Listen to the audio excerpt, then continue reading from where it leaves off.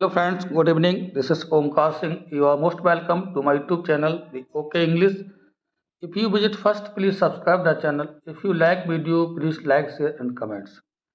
TGT, PGT, LT grade English के साथ साथ अन्य एग्जाम्स के लिए बहुत ही महत्वपूर्ण सेशन है इम्पॉर्टेंट इडियम्स एंड फ्रेजेस का, इसका पार्ट 4 डिस्कस करेंगे फ्रेंड्स। आइए शुरू करते हैं ये प्यारा सा सेशन, ज़रूर आपको लाभ होगा। फर्स्ट हमने लिया है रेन ऑन वंस परेड। कोई परेड किसी की लगी हुई है और उस पर वर्षा हो जाती है तो क्या होता है, किसी की परेड पर पानी फिरना, मतलब to spoil someone's movement of parade, to spoil something, मतलब किसी की प्रशंसा के पल को खराब करना या कुछ बिगाड़ना का मतलब है रेन ऑन वंस परेड। किसी की परेड होने वाली है और वो पास होता तो उसकी प्रशंसा होती है, उसका लाइफ बन सकता है, उसका जीवन बन सकता है, स्वास्थ्य बन सकता है, नौकरी की बात आई, अगर मान लो पुलिस की बात करें, परेड लग रही है किसी क्षेत्र में शारीरिक दक्षता के लिए, तो अगर वहाँ पानी बरसता है तो इसका मतलब है कि उसका नुकसान हो गया, नुकसान कर दिया या नुकसान हो गया। आसानी से इसको हम कोरिलेट कर सकते हैं। पुट समथिंग ऑन आइस, किसी चीज को किस पर रखना, बर्फ पर रखना। अब बर्फ पर कोई चीज हमने रख दी तो इसका मतलब है कि हम उसे रोकना चाहते हैं। जैसे मान लीजिए कोई फल है, बर्फ में लगा दिया तो उसको रोकना है, अर्थात उसको सड़ने से बचाना है, ब्रेक करना है।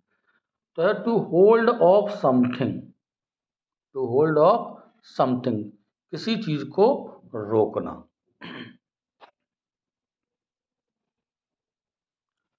Y the skin of your teeth,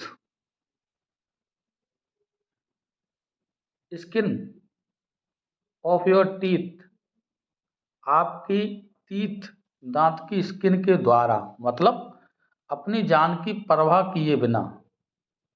भाई जो दांत होता है तो महत्वपूर्ण पॉइंट्स होते हैं। By a very narrow margin the slightest if chances, इसका मतलब है कि बहुत कम अंतर से थोड़ी सी भी संभावना हो गया। दांत और स्किन जो हमारी होती है तो क्या है, थोड़ा सा अगर हम आगे पीछे करेंगे हम तो क्या है, दांत हमारी स्किन को काट सकता है, तो क्या है थोड़ी सी भी, बड़ा नैरो मार्जिन से करें, बहुत कम जो है जगह होना है। Put all your eggs in one basket, एक ही बास्केट में सभी अपने अंडे रखना, मतलब है खतरा मोल लेना। भाई एक ही टोकरी भरते जा रहे हैं तो अंडे टूट जाएंगे, आपका बेनिफिट नहीं होगा। अर्थात डूइंग समथिंग रिस्की, मतलब कोई जोखिम भरा कार्य करना।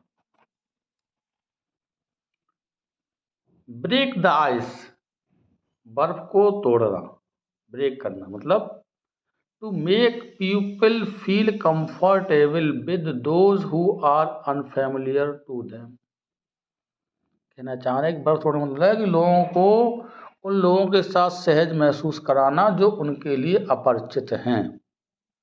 जब बर्फ टूट जाती है तो लोग क्या करते हैं, थोड़ा एहसास, मतलब उन्हें कंफर्ट महसूस होता है, गर्मी से निजात मिलती है, ऐसे आप कोरिलेट कर सकते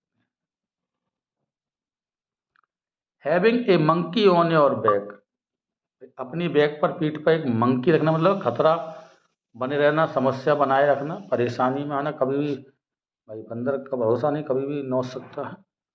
तो to have a problem that you can not solve और गेट राइड ऑफ इजीली, मतलब कह रहे हैं कि पीठ पर बंदर रखने का मतलब है कि ऐसी समस्या होना जिसे आप आसानी से हल नहीं कर सकते या छुटकारा उससे नहीं पा सकते। जब लटकाए पड़े बंदर कमर पर तो वो तो कभी भी आपको डिस्टर्ब करेगा।